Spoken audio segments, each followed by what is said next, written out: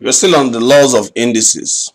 In this video clip, we will try to play on the concepts guiding fractional indices and multiple indices. Sorry, the fractional index and multiple indices. On the screen here, we have been given an expression or a rule where we have that a raised to the power of m divided by n is equal to the nth root of a, that's the base, and then everything raised to the power of m. Let's see if this is true. Using the idea of multiple indices, you will agree with me that I can write my m over n as 1 over n times m. If that is true, then it means a raised to the power of m over n can be written as a raised to the power of 1 over n times m. And from the rule of multiple indices, I can write this as a raised to the power of 1 over n, everything raised to the power of m. As you can see, if I multiply this by this, I should go back to this, and that takes me back there. But we know that a raised to the power of 1 over n, that's our first fractional index we saw then. That means the nth root of a, and of course everything now raised to the power of m. So the rule is correct that what? That a raised to the power of m divided by n is simply the nth root of a, or raised to the power of m. As I told you earlier on, or in the last video clip, that we should hold on to the concept of the multiple indices very strongly. It helps us a lot. Let's look at the next slide. Here we are told to evaluate 64 raised to the power of 2 over 3. You are going to make use of the rule that is a raised to the power of m over n. We are told is what? The nth root of a, everything raised to the power of m. Okay, in that case, that means I'm going to look at the cube root of what? My base, 64, and then my m in this case is 2, so everything raised to the power of 2. Now, what's the cube root of 64?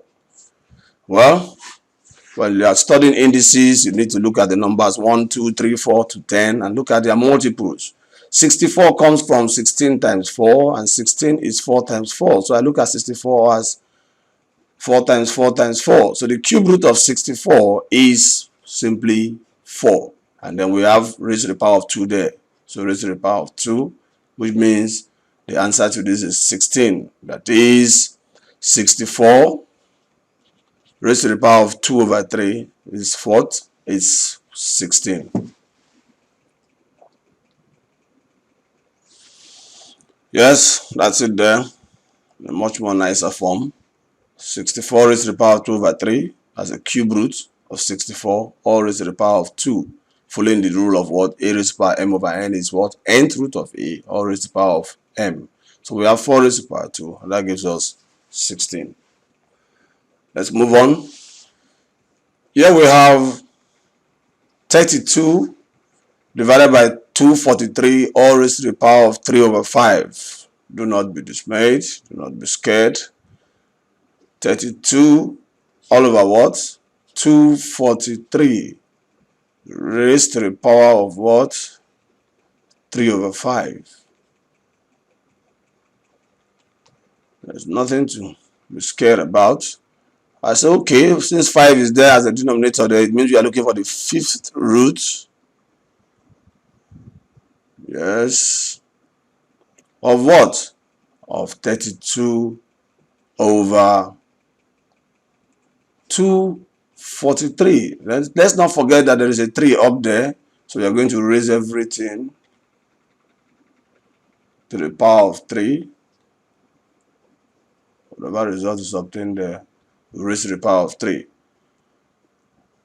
And if I look at this carefully, the 5th root of 32 is 2. You need to go and study this, because 2 times 2 times 2, 5 places will give us 32 and 243 rather, the fifth root of that is 3. 3 raised to the power 5 is 243. So the fifth root of 243 should give us 3. And then don't forget to do what? Raise this to the power of 3. And that will give us, let's find somewhere to write this. Should give us 2 raised to the power 3 is 8. And then 3 raised to the power 3 will give us 27. Let's clean our board a bit. Yes, we have it there. 32 all over 243, all raised to the power of 3 over 5 is what? The fifth root of 32 over 243, everything raised to the power of 3, following this rule. Now, the fifth root of 32 is 2. The fifth root of 243 is 3. Please, let me erase that. Let's say I will put a minus as the minus. Yeah. It's 2. So we have 2 over 3, all raised to the power of 3. And then simplifying that further, 2 raised to the power 3 gives us 8. And 3 raised to the power 3 gives us 27. Now, I'm going to solve this same problem. You know, I love multiple indices so much. I'm going to solve the same problem of 32 all over 243 raised to the power of 3 over 5. Instead of taking this straight away as the fifth root of this expression and then raised to the power of 3, I'll try to express 32 and 243 as powers of 5.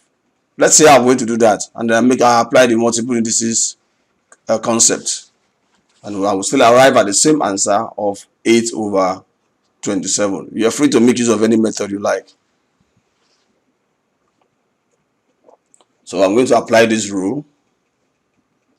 So I've brought this. I want to make use of this concept and see how I can solve the same problem using that concept. Now let's get on to this. We know 32 over 243. There's nothing special. Raised to the power of what? 3 over 5. Well, I look at my 32. I say I know you. You are 2 raised to the power of 5. Why am I doing that? Because I can see this 5 here. And I say 243. I know you. You are 3 raised to the power of 5. And then I try to close this. And here I have 3 over 5 as the exponent. And I go back inside my bracket. I said, let me write this in a sweeter form. This is 2 over 3, all raised to the power of 5. Yes, because both of them are raised to the power of 5 each.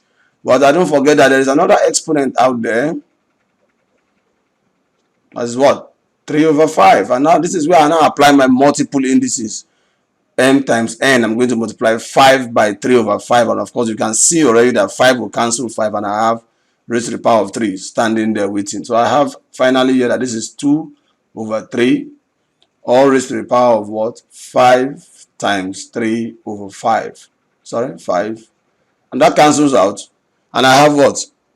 2 over 3, all raised to the power of 3, and that will give me, you will agree, 8 over 27. Let's write this in a nicer form. Here we are. You can see, first step, reduce this to 2 over 3. 2 over 3 raised to the power of 5. And then do not forget your raised to the power of 3 over 5. Next, we multiply these two. 5 by 3 over 5. And that cancels out to give us 3. So we now have this. 2 over 3, all raised to the power of 3. And then that gives us 8 over 27. So that's it. In the next video clip, we are going to bring all these laws of indices together and see how we can use them to manipulate, to evaluate, simplify some more complex, or should I say composite expressions. So far we have been looking at expressions that are related directly to the particular law of indices. Now we will have to combine 1 or 2 or 3 laws to solve a problem. See you in the next clip.